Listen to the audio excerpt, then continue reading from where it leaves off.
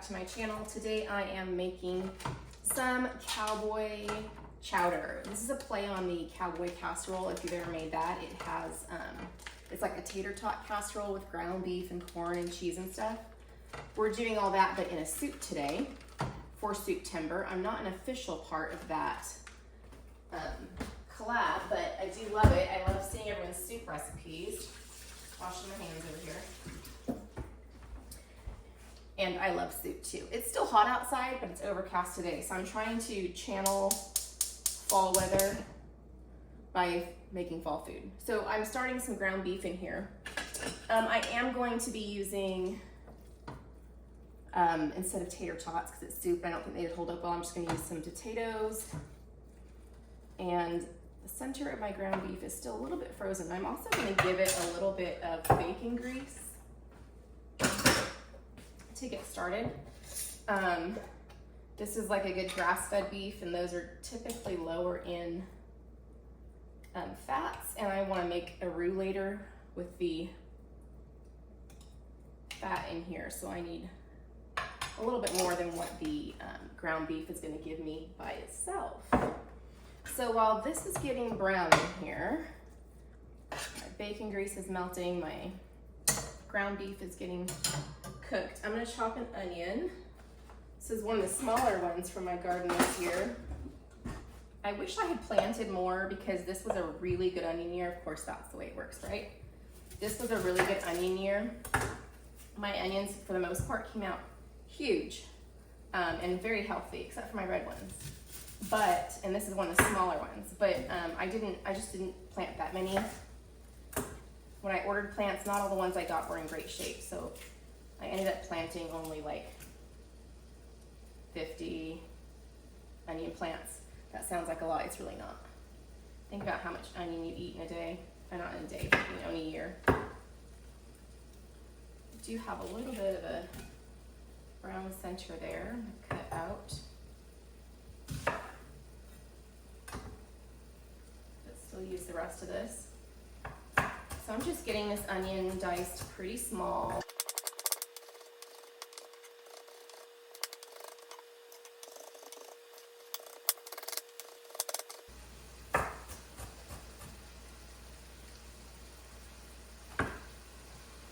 Right, let's give this a little stir.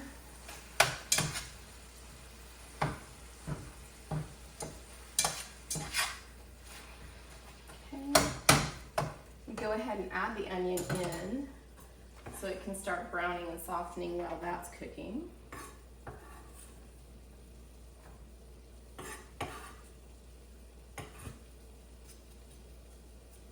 Rinse my fingers.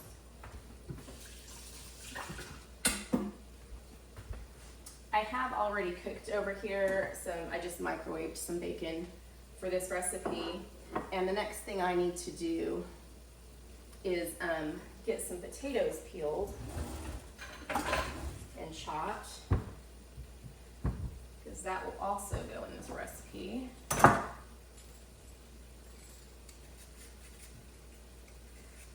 If you wanted a bread to go with this as a side item, my initial thought, Cowboy Chowder, would be to do biscuits. It's a cowboyish thing, you know? But I think that those soft garlic breadsticks would also be really good in here.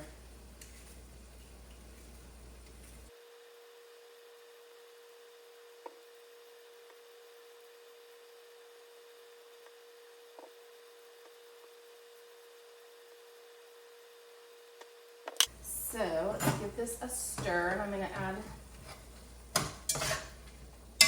some salt, pepper, and garlic powder. Those are the three main seasonings in this.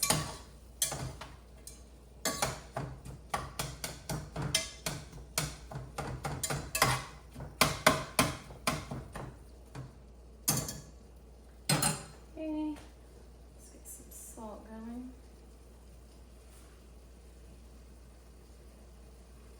Some pepper.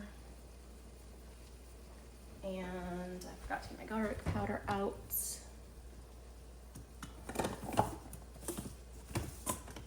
Garlic. There we are.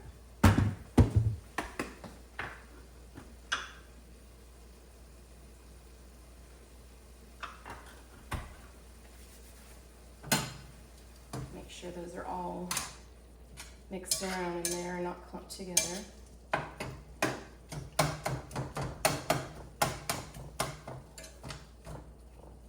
Okay, almost done. I'm gonna chop my potatoes, and I like to do mine in a fairly small dice. You can do however you like to eat it. I just like eating the smaller chunks, but like this. But you can do whatever size you like. There's also, it also goes faster because this is one of those soups where pretty much once the potatoes are cooked through, the soup is done. And so if you're short on time, you could cut them smaller for that purpose too. I just like them smaller.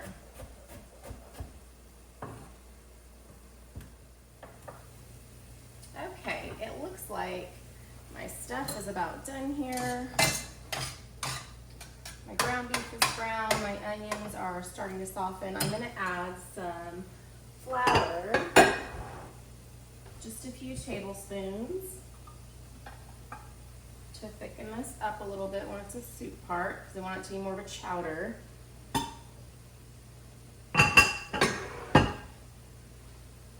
That's probably 3 tablespoons. Get it mixed in with that fat until it is all absorbed and starting to cook a little bit. You don't want raw flour taste.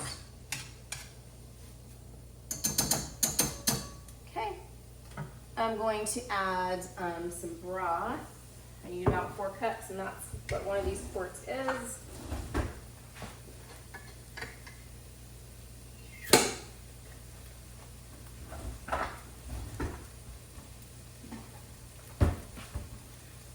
This is one of those that I canned up during the Every Bit Counts challenge. I'll link that video below if you want to see that. Okay, I'm gonna pour this in.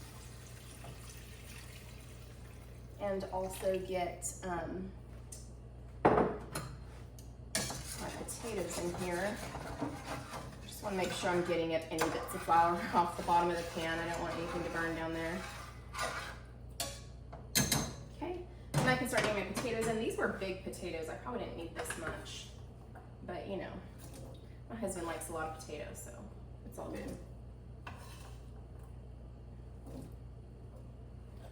I've used Yukon Golds for these. These are grocery store potatoes. I have not harvested mine yet. 2 of my 3 types are ready. I need to get out there and do it. I just haven't had time. Hopefully the next time I make something with potatoes in it, they'll be my potatoes. Lost a potato down there. Okay, so get those in there. Get them kind of submerged a little bit. And then I'm also going to, I'm just gonna let this, where's the lid for this? I'm gonna let this cook a little bit. Kind of boil and cook just until the potatoes are tender. When the potatoes are ready, then the soup is very close to ready. I'll just add the final ingredients at that point. So I'll see you back here. And I'm taking note of the time so I know how long it took in a few minutes. All right. Let's see if I can get a bigger chunk here.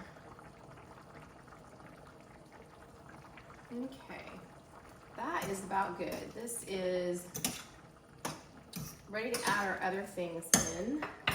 I am adding some corn. I normally use frozen corn. I don't have any in my freezer, and I normally use my own corn, but I'm out of my own corn from last year, so I'm having to resort to store-bought corn.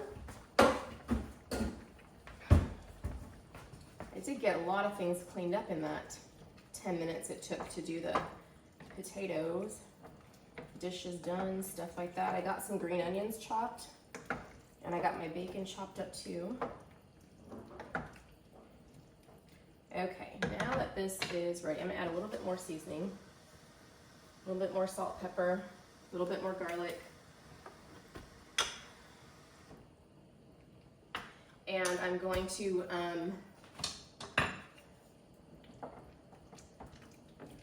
just put in a few things until it's heated through at this point. Where did I put my cream? I got it out. Okay, some heavy cream. I can't get the thing off. Okay, I'm gonna put in about 1/4 cup-ish. That was probably more like a 1/3. Heavy cream. This is an 8-ounce block of sharp cheddar that I grated. I'm gonna put most of it in. I'm gonna leave some out for garnish to put on top of the soup. And the same, I'm gonna put about half my green onions in and about half my bacon in. The bacon might be minus a few bites from when it started. I may or may not have taken a nibble or two when I was cutting it up. It's not on camera, so it didn't happen, right? I'm just getting this stirred in. I'm looking for the cheese to melt. And usually you can tell it's warm through because I'll like take a nibble of the corn, and if the corn is not warm all the way through, then the rest of the soup is too.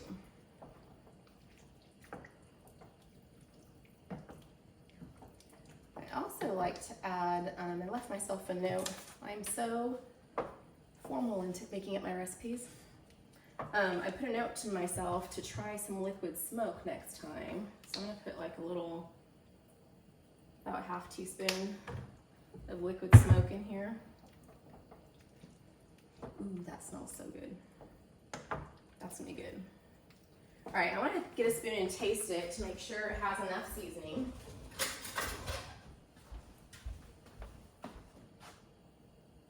Get a little bit of everything. A little more salt. I have this big rock of salt in my hand. A little more pepper. I'm gonna do a little more garlic too. And I'm gonna do a little more liquid smoke.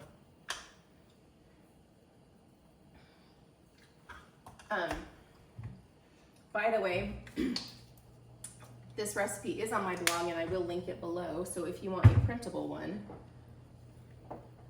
you can go there. That will be pretty easy.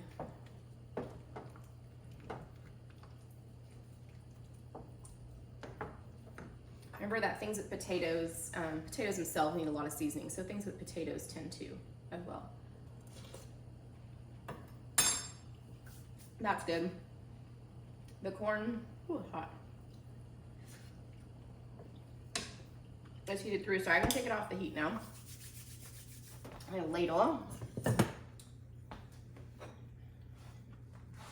And then I scoop it into a bowl. Got some nice corn chowder. I want another piece of bacon. Give me more bacon. Okay. And then, set this here. A couple more green onions. A little sprinkle of cheese. Another sprinkle of bacon. And this is a pretty easy, filling, delicious meal. It took me about 1/2 hour, 35 minutes from start to finish, including the stuff before I turned the camera on. I had shredded some cheese and got most of my ingredients out.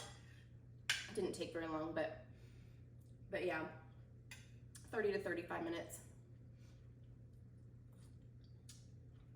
If you try this, let me know if you like it, and I'll see you on the next video.